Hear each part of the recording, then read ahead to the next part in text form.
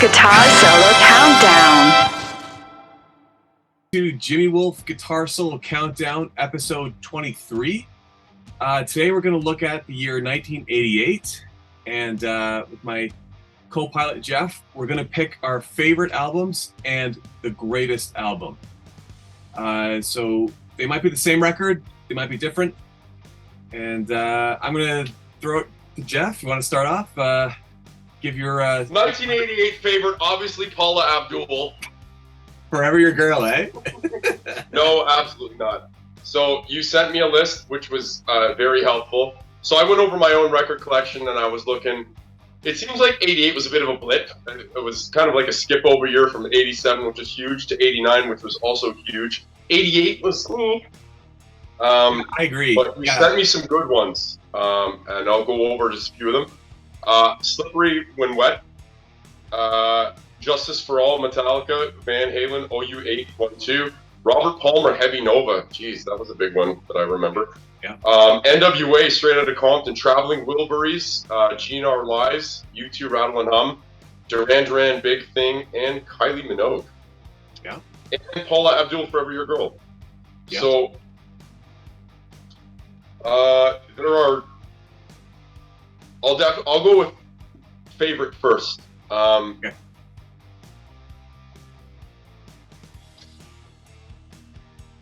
Yeah, like I said, I was looking through my collection, and a lot of my favorite bands from that era are already multiple albums deep.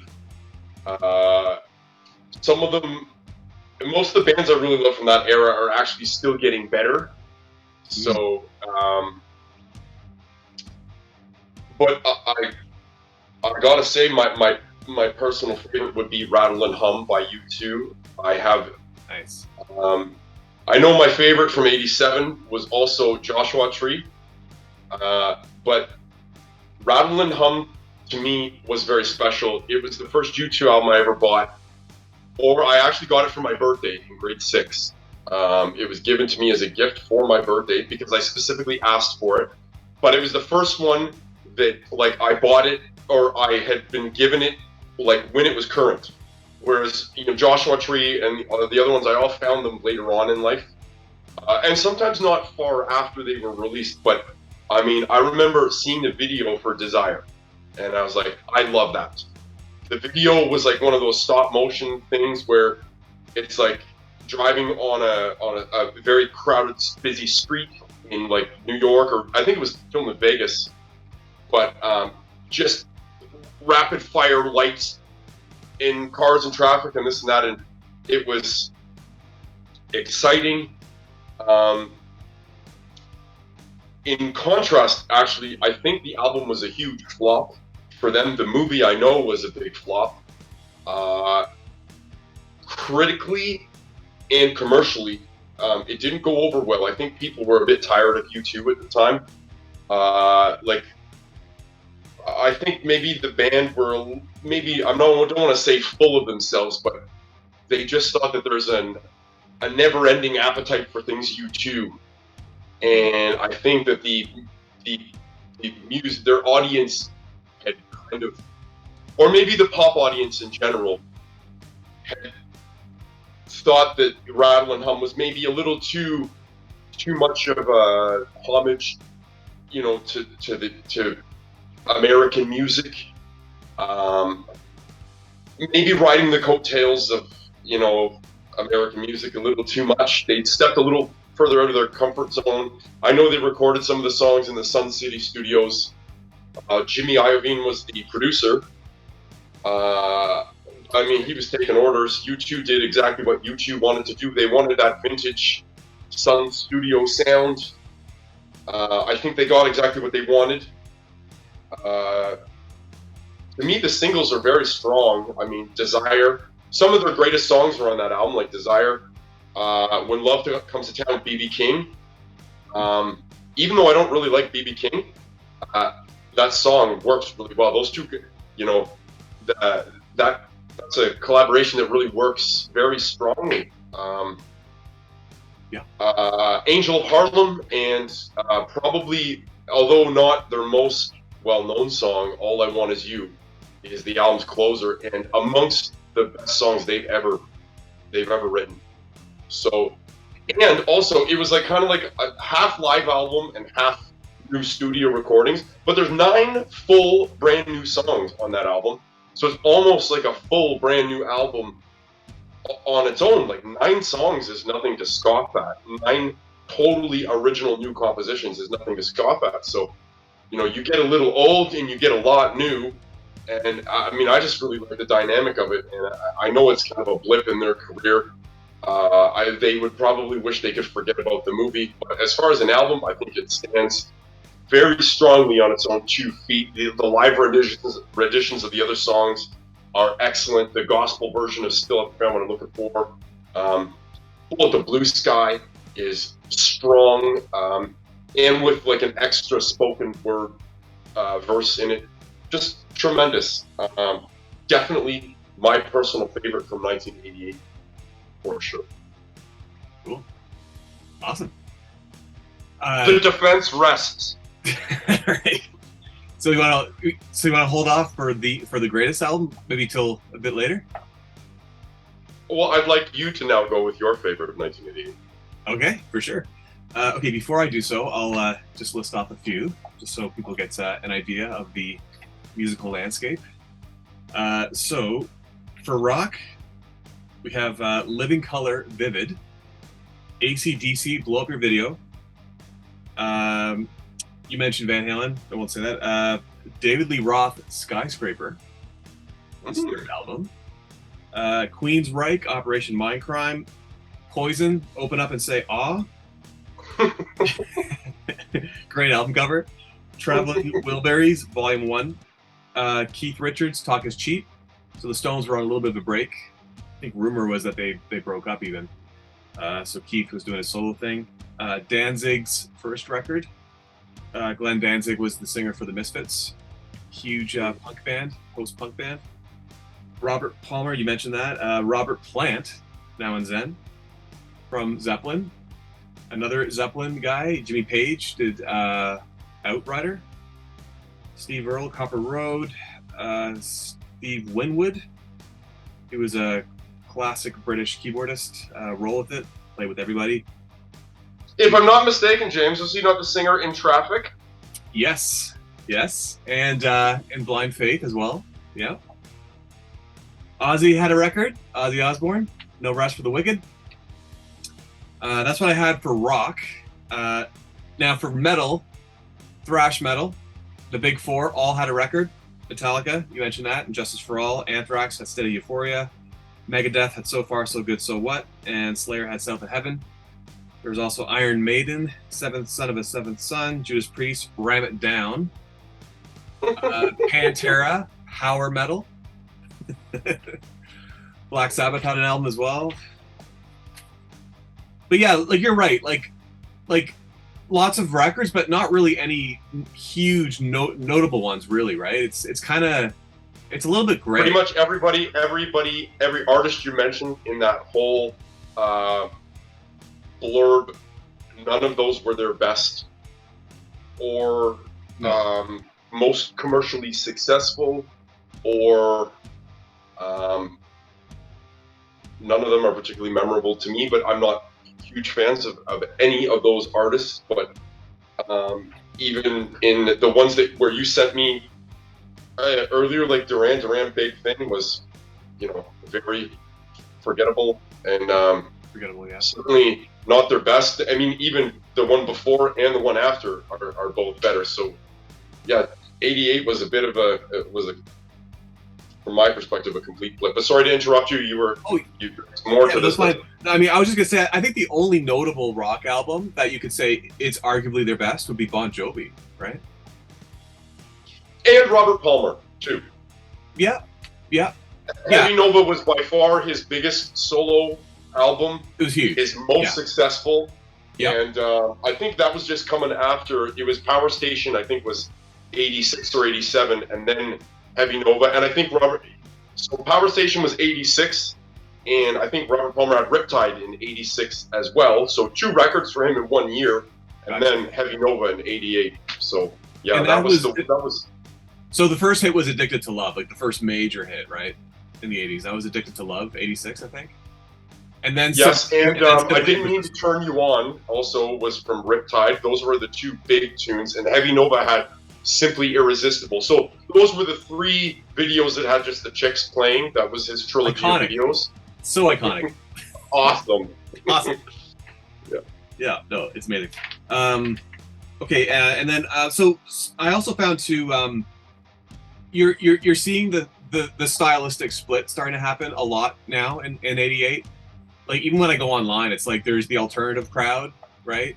Like if you ask, some alternative fans, what's the best album of '88, they're gonna probably say Sonic Youth, Daydream, Nation, or maybe Talk Talk, or the Pixies, right? But if you ask a metalhead, right, they're gonna say Metallica or Megadeth, right? If you ask a rock, Master of Puppets, I think is there's certainly some Metallica fans that would say that is. Was it? That's Master of Puppets is '88. Am I right with that one? No, Master of Puppets was '86. The '88 record is And Justice for All. Yeah, some Metallica fans would say And Justice for All is by far their favorite album, and not the Black Album. Yeah. So that would be one anomaly to that, preamble I just said about '88 being a bit of a blip. But Yep. No, I can specifically think of two buddies I have that And Justice for All is when they don't like any Metallica after And Justice for All. So yes, you could say And Justice for All was the last thrash metal record that they did. The Black Album, you could say that's a hard rock metal record, but that's not a thrash record. Like everything is kind of slowed down. It's very well produced. There's ballads on it. Like I think there might even be a love song on there. This is. Okay, pop. Paula Abdul. I listened to that tape to death when I was a kid. I loved it. She was pretty good looking, that Paula. Oh, that video for Straight Up was the coolest thing I ever saw when I was eight years old. That was just amazing. Yeah, like kind of like sexy but overwhelming, like kind of shocking too, but awesome. Just the dance, the dance moves were just insane, right? I remember the legs. Lots of because legs. She was such a good dancer, she would always show very tight pants, always showing off those legs with kicks and stuff like that. And, awesome. Yeah, it's incredible. It was a lot back then. It was wild. Very titillating, I would say, for a young man. Kylie Minogue, first record. Kylie. Prince, Love Sexy. Probably the worst album cover of all time. I'll show it in the video there. Not one of Prince's best. Bobby Brown. Don't Be Cruel. Don't Be Cruel, yes.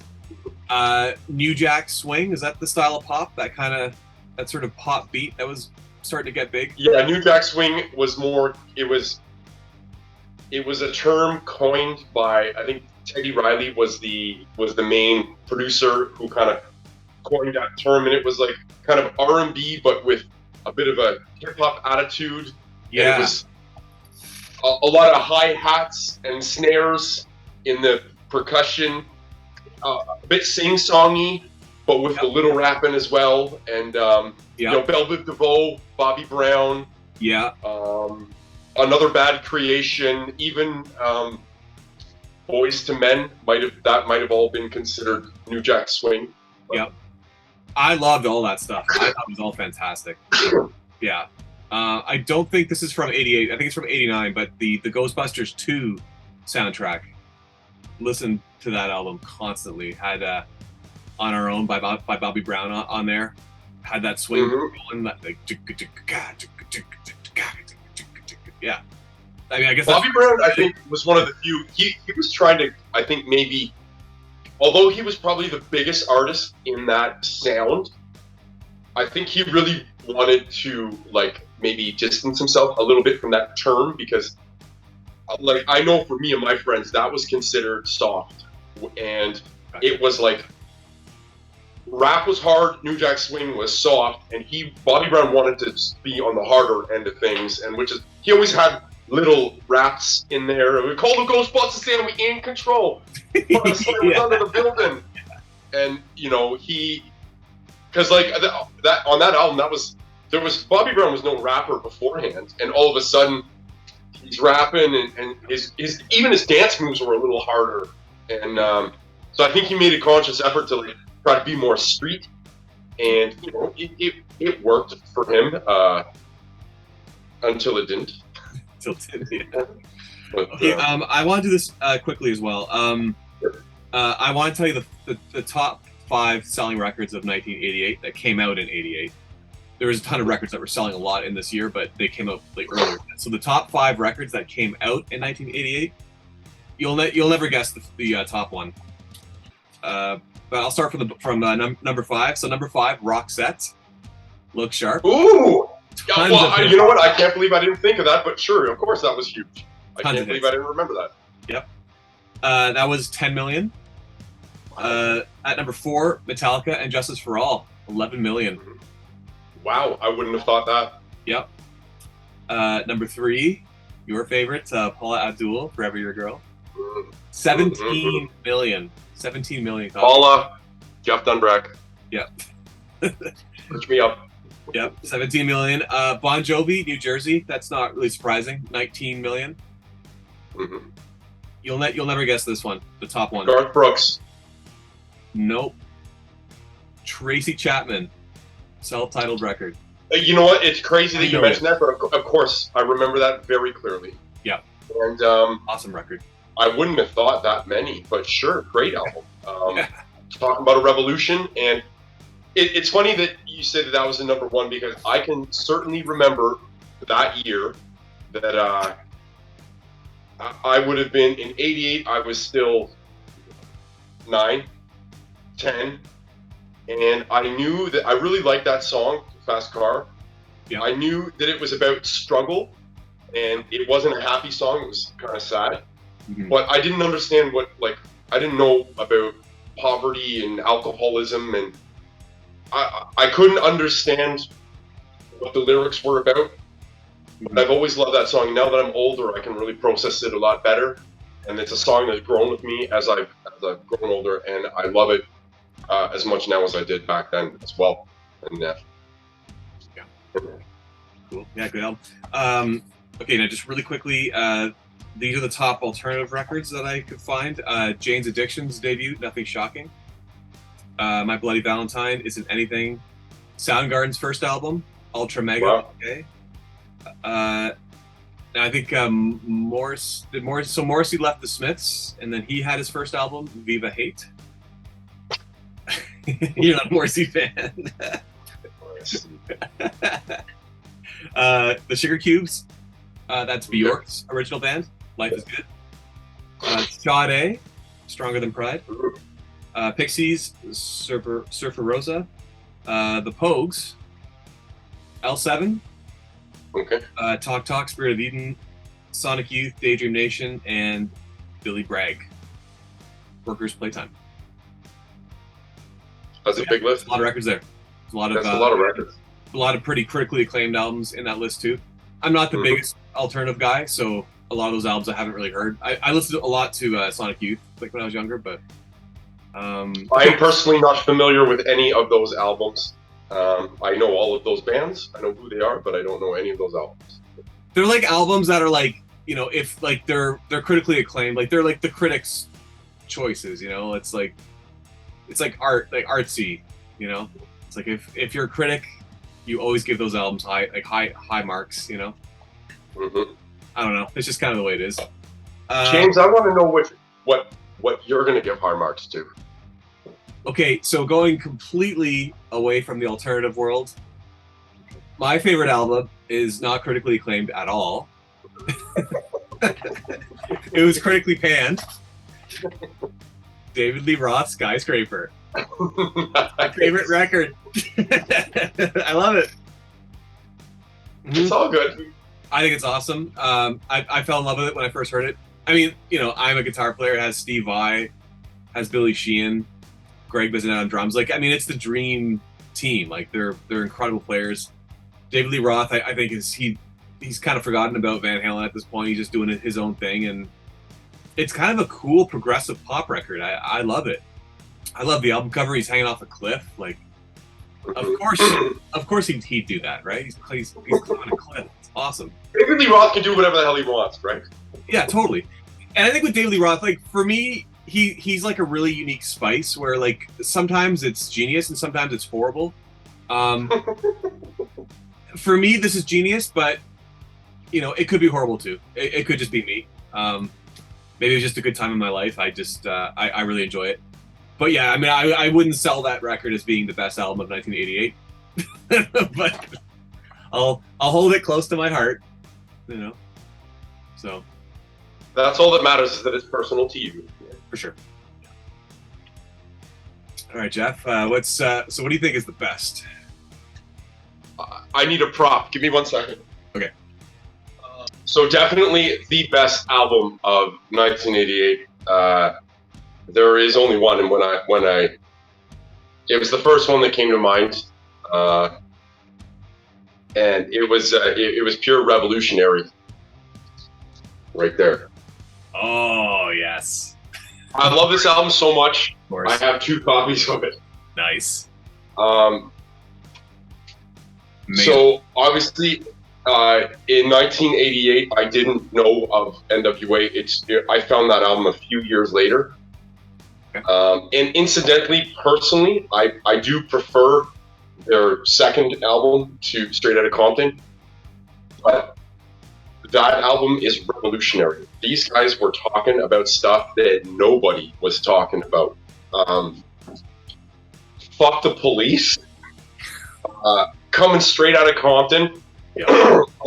There were hip hop was pure New York, and you know there was a small scene in LA. I mean, Ice-T, King T, that electro boogie stuff was all going on.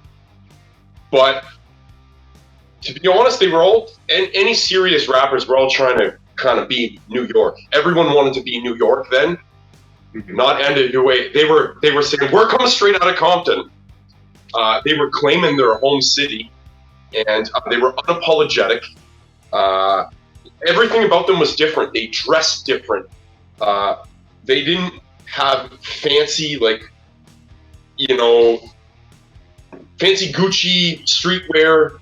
They had black jeans, black t-shirts, LA Raiders and Kings baseball hats, always dressed in black.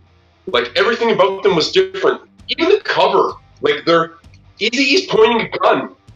Like, they're all staring down at you, and Eazy's pointing a gun. Like, it was unlike anything I'd ever heard. There was more profanity on that album than I'd never heard the N-bomb dropped so many times.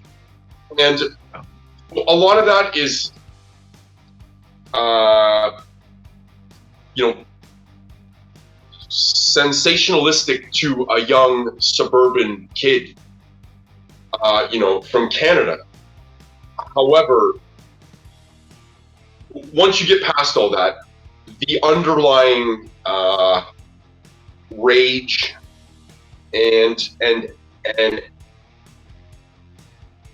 anger and the "we're not going to take it" attitude of these guys really resonated with me. I mean, when I found this in the, you know, 91, 92, my home life was horrible, and, you know, I might have been rebelling against my parents, but, you know, that take no shit attitude and you know, fuck authority, you know, that really resonated with me very strongly, and the oppression that I felt at home. And I'm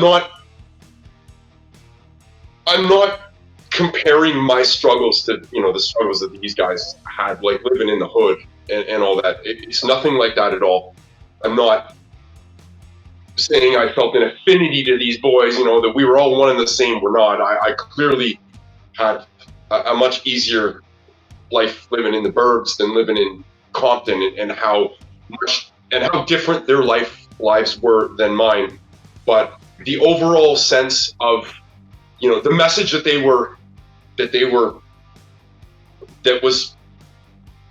was all over that album was something I heard loud and clear, and I did feel a kinship with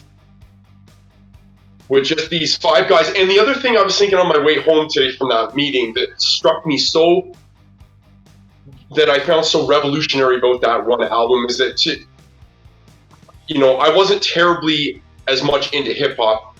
This was the first group that I loved, and I needed to know everything about them. And they were a true group. They were individuals, and they comprised a group: Ice Cube, Eazy-E, Dre, MC Ren, and Yella. Yella was the DJ, but the four rappers, they all have personalities. They were all different. They all didn't rap on the same songs. Sometimes individual guys had their own songs. It was a collective, more like a big collaboration. And these four personalities really made up that group as a whole. I had my favorite. Other people, obviously Ice Cube was the breakout star. He was kind of, I guess, the leader. But before, like, my experience with hip hop up to finding NWA was that, you had guys like Young MC, he was one guy, and Tone Loc was one guy, and LL Cool J was one guy.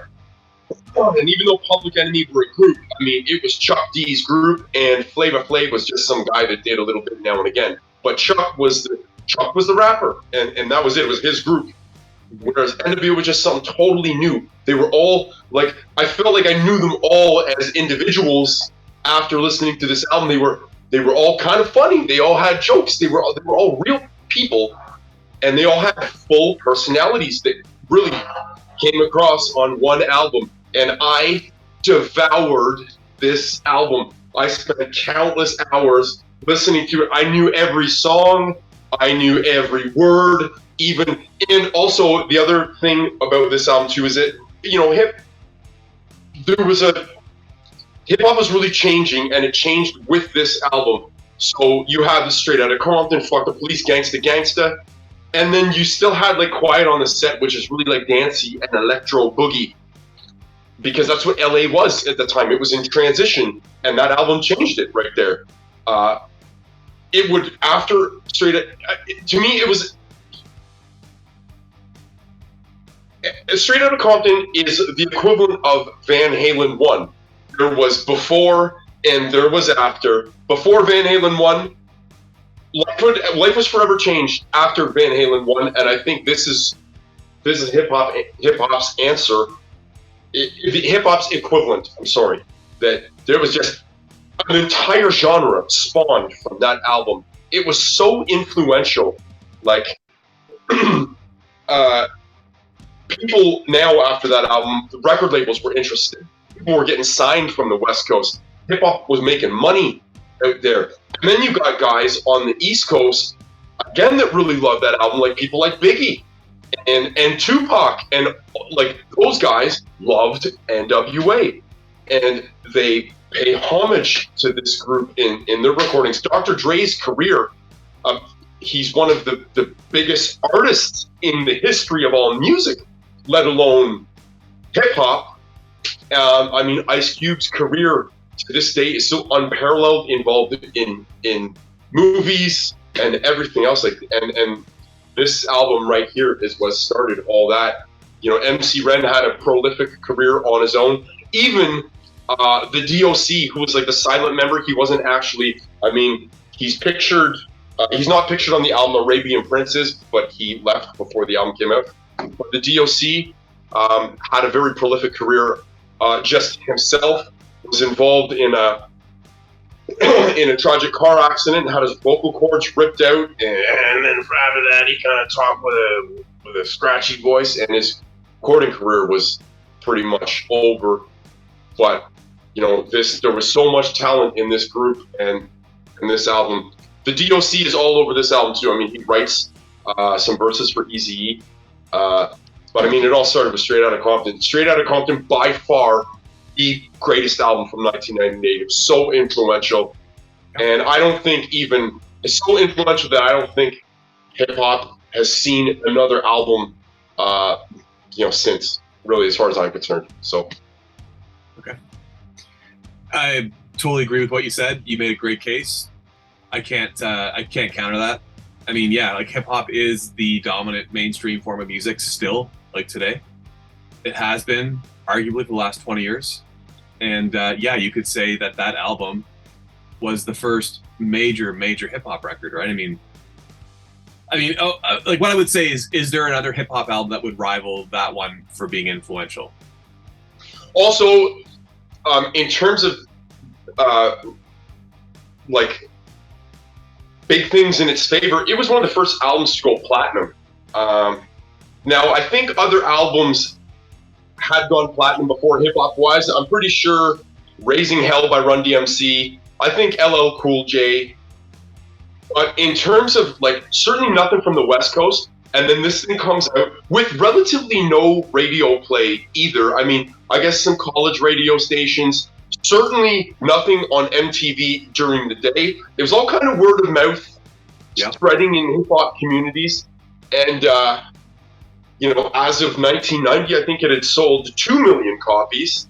And that was astounding for a rap record. I mean, I think you could probably count on one hand in 1990 the amount of albums, the amount of artists that it sold that had gone platinum. And I would say LL, Run DMC, NWA, and that was probably it. Maybe Sugar Hill Gang or you know, but there could have been others, but I mean, certainly right out of the West Coast, there'd never been anything on the West Coast that had made noise like that. And, amazing. Yeah, no, I would agree. I would agree that that could definitely be considered the greatest album of that year for sure. As far as like influence, like absolutely, right? I mean, I don't want to give too much away from our last episode, but we both picked the Joshua Tree as the greatest album of 1987, and I still feel that, you know, most of the music, I'd say at least 20 to 30% of music that I hear in the last 30 years since that album came out sounds a little bit like that record. So that record is still continuing to influence albums today. And I mean, obviously straight out of Compton, I mean, that influenced the whole gangster rap, if that's what it's called, you know, genre in the 90s, right? It actually coined, I mean, this album coined that term. The term gangster rap came from that album and these boys. Yep.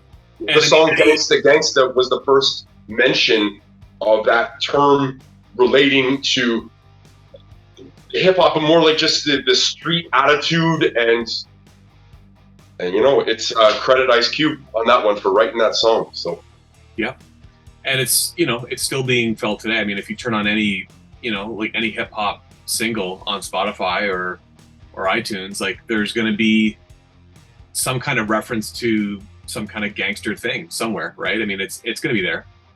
Mm-hmm. So yeah, like absolutely, that's definitely. I mean, subjectively, I mean, it's not my favorite because I'm not really a hip hop guy, but I will say that I could probably say that I think that would be the most influential album in 1988 for sure.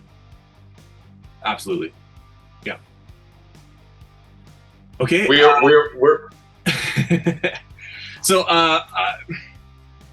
So for me, I'm gonna go a little differently. I'm gonna go with what I'm just gonna stay in the rock genre because that's sort of what I know the most, and I'm gonna say the greatest record in that genre. It obviously would not be as influential as Straight Outta Compton, but I would say this album was definitely musically and musically, stylistically, probably the greatest record of the last 2 years in this in the rock genre of the late 80s, and that is Living Colour's Vivid. Yeah, I think the song Cult of Personality, one of the greatest rock songs of the 80s. I think that song is killer. Vernon Reid is just a wild guitar player. Muzz Skillings is a crazy bass player. I love Corey Glover's vocals. The drummer's amazing. Like, it's an amazing band. Oh, yeah. I was going to say, our Living Colour were black, correct? Yes. I remember distinctly from that time period, there were, I mean, obviously I knew B.B. King and Jimi Hendrix and that, but the current crop of rock, the current crop in the rock landscape was very Caucasian. Yep. And I remember that Living Color were very different. And I remember the Cult of Personality very vividly just because they're, and I mean, Tracy Chapman was black too. But in terms of like the hard rock genre, I don't remember any black performers at all, period, in the charts or, you know, having their videos played or anything that would be accessible to me as a, you know, a kid, or, you know, like, I wasn't actively searching out music then. It was just whatever kind of I was exposed to that I happened to like. Living Color was very, very memorable, and I certainly remember the Cult of Personality very much. And you know, they were black. I remember that very, very clearly, and I remember that they rocked really hard. And yeah, they just really, really stuck out in my mind. In fact, I even remember hearing Mick Jagger said that Living Color was his favorite, his personal favorite band and record of 1988. His new favorite band. So that shows how important they were too. Guitar players, I mean. And I can also certainly remember that I heard the Cult of Personality first on the radio before I saw the video, and I liked it. And then I found out they were black, and then I was like, wow, there are no. Yeah. You know, it's like kind of like how back in those days there weren't any black players in the NHL, and you know there was plenty of black players in Major League Baseball, but there weren't many black hockey players. Maybe Grant Fuhr, I think, was the only one that I can think of in the 80s, and he was a goalie for the Oilers. But Living Color rock. Yeah, they rock. And I mean, and even too, like, I mean, if you listen to the record, you'll notice that it's full of different styles too, right? They do. I mean, I wouldn't say there's rap on that record, but there's definitely sort of like hip hop like elements that come in certain spots. There's one song that has kind of a country feel to it too. It's like a country song, and there's funk on that record. So that this band draws from many different styles, and yeah, I mean, it's like we said about U2. Like Living Color has a very distinctive sound. You know, Corey's vocals are very distinctive. Vernon Reid, I mean, his guitar, it's so wild and out of control. You know, it's him. But yeah, they just kind of pick from all these different genres and make this amazing stew. And yeah, I mean, it's just a really good record. It's unfortunate that the band never really, they had 2 more records after this one before they broke up for a while. I think they might have had a couple more. They, like most bands, I think they reconstituted a little later, I think in the 2000s. But yeah, the first album, Vivid, is probably their best. Time's Up would be the next record that they released in 1990, I think. And then Stain was the third record in 93. They're all really good records. But yeah, for sure, like this one seems to have it all. And but yeah. Strange year. I was a little bit, this one was harder for me. This year was not as easy as 1987, that's for sure. Yeah, with 1987, I knew it was hard to make a choice, but I knew who the big 3 were, like just without a lot of effort. But yeah, this one took a lot more thought for sure, and a little more soul searching to. Yeah. Sure. Awesome, Jeff. Well, that was a good one. Yeah, I eagerly await the next week's challenge. Okay, and I think you're gonna choose the topic for next week. I think. Oh, okay. That'd be fair. Okay, give me a couple days and let me peruse. Let it marinate a little bit, and let me come up with something real juicy. Okay, sounds good.